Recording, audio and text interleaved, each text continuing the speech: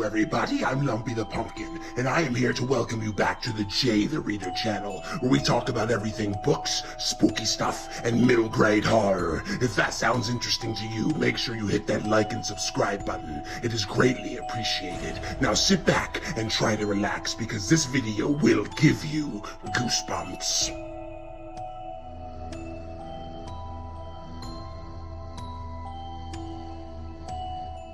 What's up everybody, I am Jay the Reader. Welcome back to another video. I am super excited to talk about the book that I just got done reading. I had to make a video, but before we do that, I do have a 100 subscriber goal for this channel. I'm at 28 right now, so if you could hit that like button, and more importantly, that subscribe button, it is greatly appreciated.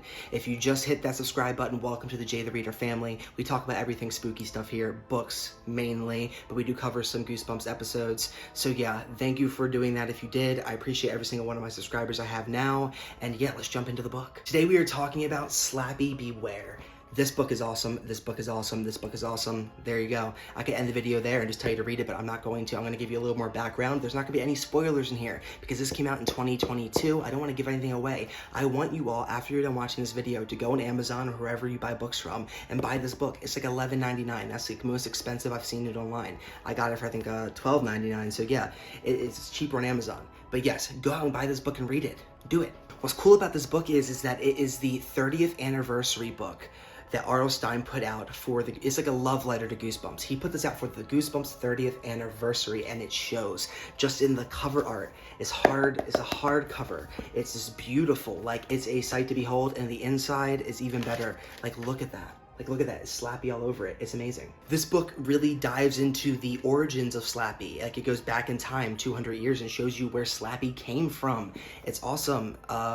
A warlock made him, so it's not spoiling anything, but yeah, it shows you why he's evil, what he came from, and then it comes to present day, and it follows two families, actually. One where Slappy is getting a little slappy, right? And the other one where Slappy gets his comeuppance, so to say. He really gets a taste of his own medicine, and it's awesome. It's awesome how he wrote this. There's like 4 different parts of the book, but every part is captivating. The only part that I would say maybe should have been a little more fleshed out was the ending, but that's a nitpick. Every part of this book encapsulates what Goosebumps should be. Like, full transparency, and I'm gonna be crucified for this, I was not the biggest Slappy fan before I read this book. Is Slappy iconic? Yes. But the only book I ever read was Night of the Living Dummy, the original from the original Goosebumps series, and I wasn't the biggest fan of that book. It didn't have Slappy a lot, and it had a guy named Mr. Wood.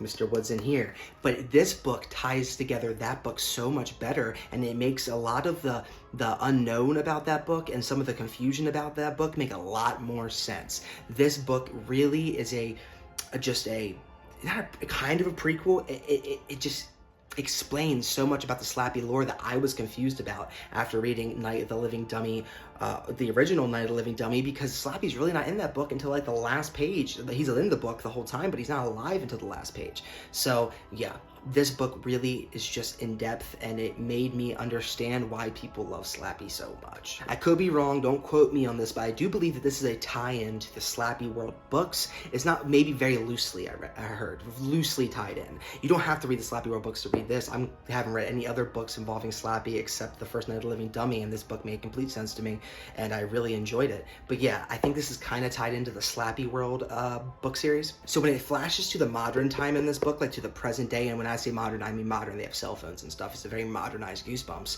It follows Reggie and Poppy, and then a kid named Bryce. There are 2 separate storylines entirely, but they all tie in, and it's really cool. And I really enjoyed how we got to see more perspectives than just one set of kids. Another side note, this is kind of a Christmas book. It takes place during Christmas and New Year's time, so it's very festive. It's a great time to start reading it. I didn't even know that going in. It doesn't really seem like a Christmas book from the cover at all. There's no indication, but this book takes place on Christmas Day, between Christmas Day and New Year's. So it's really good for this time of year.